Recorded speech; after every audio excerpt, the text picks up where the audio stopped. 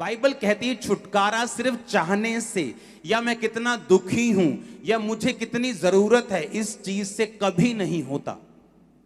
हमें विश्वास के कदमों को उठाना पड़ता है, हमें व्यभिचार छोड़ना पड़ता है, हमें पाप छोड़ना पड़ता है, हमें बोना पड़ता है, हमें टाइथ निकालना पड़ता है, हमें ऑफरिंग्स को बोना पड़ता है, हमें परमेश्वर को अपनी जिंदगी समर्पित करनी पड़ती है, हमें अपनी जिंदगी से डर निकालना पड़ता है। बहुत सारी चीजें हैं जो छुटकारा मायने रख, जिससे छुटकारा आता है, वो छुटकारा किस तरह आएगा वो मायने रखती हैं चीजें। हालेलुया। कितने मेरी बात को समझ रहे हैं?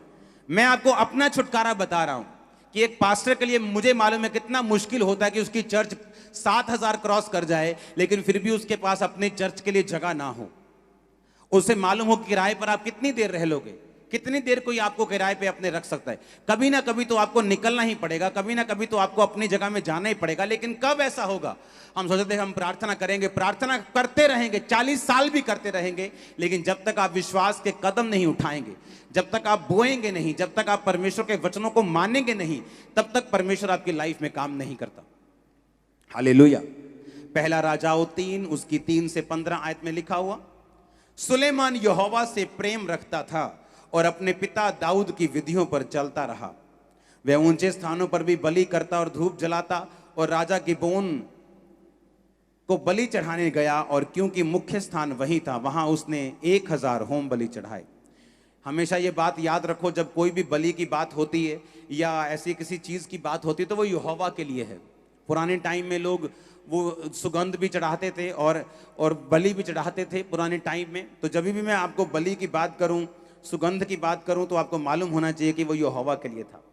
गिबोन में यहोवा ने रात को स्वप्न के द्वारा सुलेमान को दर्शन देकर कहा, जो कुछ तू चाहे मैं तुझे दूं, मैं मांग। सुलेमान ने कहा, तू अपने दास मेरे पिता दाऊद पर बड़ी करुणा करता रहा, क्योंकि वह अपने को तेरे सम्मुख जानकर सच्चाई और धर्म के साथ चलता रहा।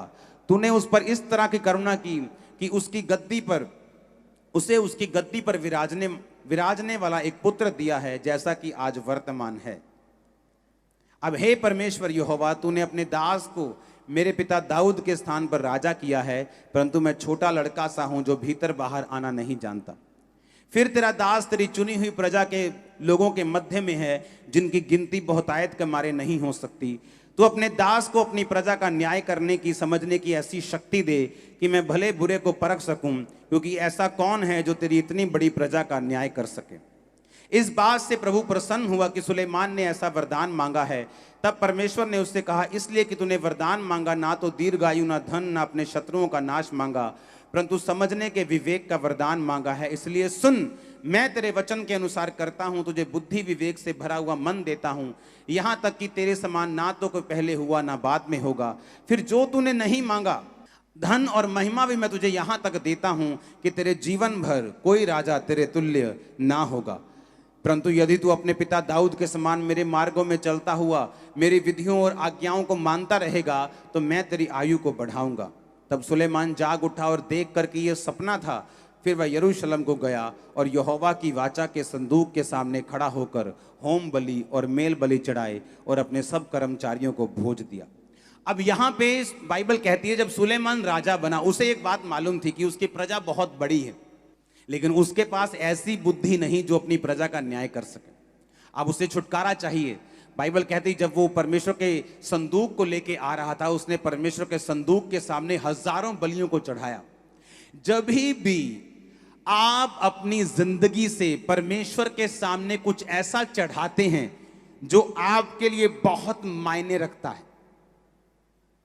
हन्ना ने अपना बेटा परमेश्वर को चढ़ा दिया, सेवा के लिए दे दिया। सुलेमान ने लिखा लाखों भेड़ों को कुर्बान कर दिया। पुराने टाइम में जो भेड़ें होती थी वो पैसों के बराबर थी। लोग आपकी वेल्थ को भेड़ों के, आपके गधों के, आपके घोड़ों के जो साइज था उसके हिसाब से आपको जांचते थे। बाइबल कहती है कि जब उसने वो दिया तो परमेश्वर ने उसको सपना दिया और परमेश्वर ने कहा, तू मुझसे क्या मांगता है? जब भी आप परमेश्वर को कुछ ऐसा देंगे जो आपके लिए कीमती है, परमेश्वर की स्पिरिट आपके लिए हिलेगी और वो आपसे बात करेगा। कुछ ऐसा जो मेरे लिए कीमती है, मैंने बहुत बार परमेश्वर को दिया है। जो मेरे लिए बहुत मायने रखता है, मैंने परमेश्वर को दिया है। लेकिन बाइबल कहती है जो छुटकारा परमेश्वर चाहता है तुम्हारा हो, उसके लिए परमेश्वर को तुम्हें वचन में लेके आना होगा, और तुम्हारे अंदर फिर परमेश्वर डालता है, भाई साहब तू ऐसा कर, मेरे बेटे मेरी बेटी तू ऐसा कर, मेरे बेटे ये परमेश्वर को दे दे, मेरी बेटी ये परमेश्वर को दे दे। क्योंकि जो छुटकारा परमेश्वर देना चाहता है वो बिना इस प्रोसेस से निकले हुए परमेश्वर आपको नहीं दे सकता। क्योंकि वचन में लिखा हुआ है, जब तू बोएगा मैं तुझको हिलाकर डुलाकर, लेडीज आटा मांगते ना पड़ोसी से, कई बार भैन जी दइयो एक, हाँ साडा आटा मुक्का तुम देने वापस, वो ऐसे उठाती है आटा ऐसा करके देती है। परमेश्वर कहता है तूने तो ऐसे करके दिया है, जब मैं तुमको दूंगा तो मैं से दबा दबा कर दूंगा, मैं तुम्हें ज्यादा वापस करूंगा। हालेलुया।